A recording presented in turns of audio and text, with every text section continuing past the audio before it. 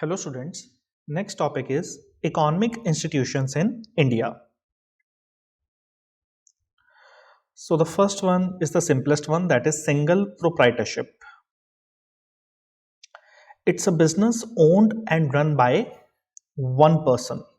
ठीक है, इसको हम सोल प्रोप्राइटरशिप भी बोलते हैं. Sole proprietorship.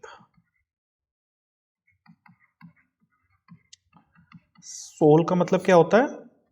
Only. Only owner of a business. Proprietor का मतलब owner. So only owner of a business.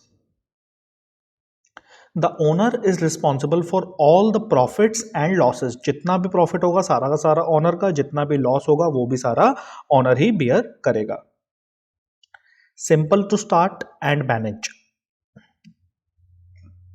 Example, a small shop run by one person or a local bakery owned by one individual.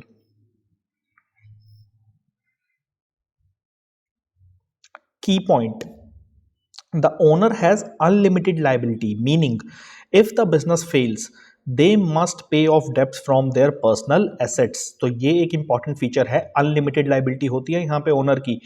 अगर कोई भी अगर उसका business fail हो जाता है तो जो भी उसने लोन वगैरह लिए हुए हैं उसकी जो बिजनेस की जो प्रॉपर्टी है वो तो जाएगी जाएगी, बट इन केस अगर वो इनसफिशिएंट रह जाती है to meet the debts, then his personal assets will also be used to meet those debts. तो उसकी जो लायबिलिटी है वो अनलिमिटेड है उस सिंगल ओनर की. ठीक है.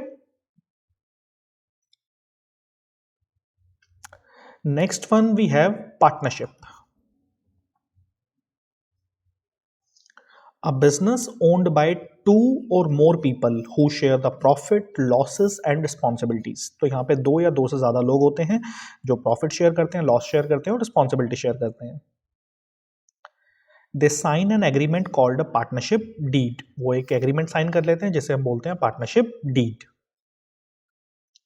Easier to gather more money, skills and resources compared to a single proprietorship. भाई अगर हम सोल प्रोप्राइटरशिप से कंपेयर करें तो डेफिनेटली ये तो है कि भाई आप ज़्यादा मनी, क्योंकि दो लोग या दो से ज़्यादा लोग हैं तो ज़्यादा मनी हो सकता है. स्किल्स मतलब हर एक इंसान की अपने एक डिफरेंट स्किल सेट होता है. रिसोर्सेज ज़्यादा रहेंगे.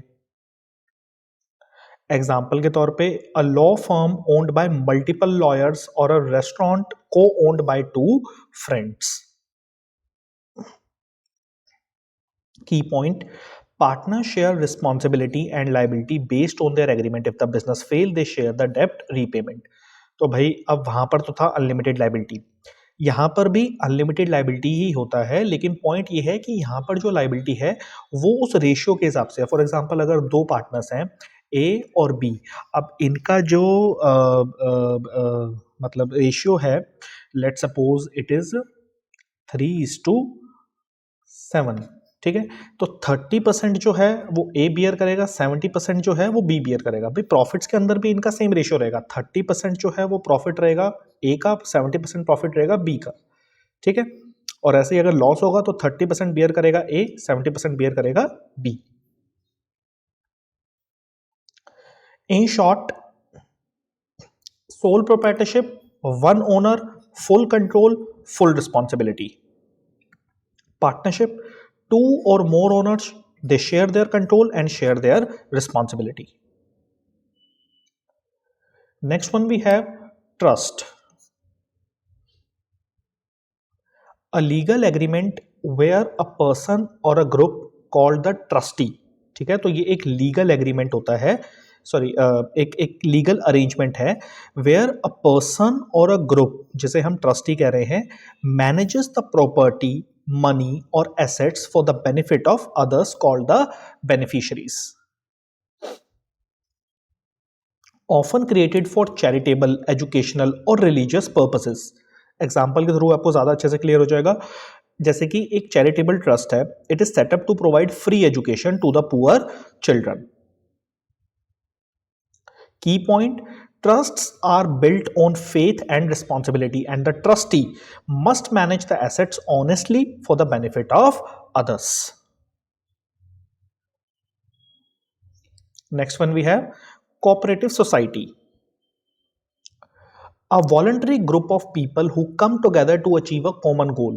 लाइक बेटर प्राइसेस, सर्विसेज और म्यूचुअल हेल्प। तो यहाँ पे ये मेन वर्ड है वॉलंटरी ग्रुप ऑफ पीपल, और एक और मेन वर्ड है common goal.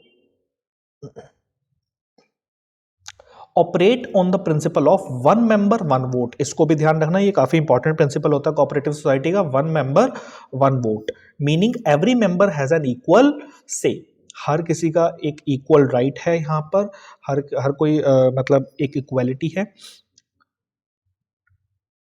Example Amul dairy cooperative help farmer sell milk at fair prices, ये एग्जाम्पल आपको थोड़ा सा बस एक याद होना चाहिए, Amul dairy cooperative.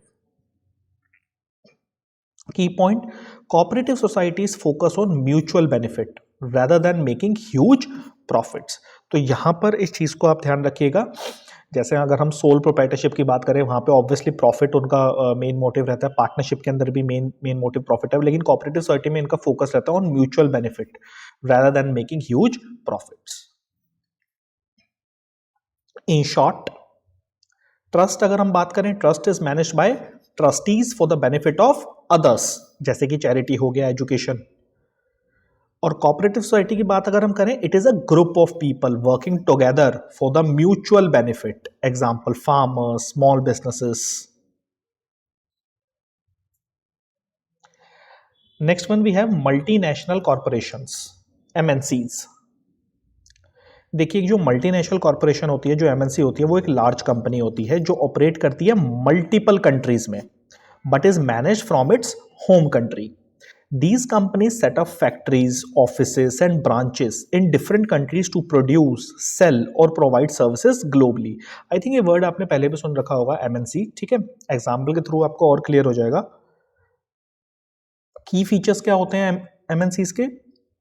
Global presence, so they operate in many countries। large scale production, they produce goods and services on a large scale, on a huge scale। advanced technology, they use modern technology for the production and management purposes। profit driven, their main goal is usually to maximize profits। brand recognition, they have well known global brands।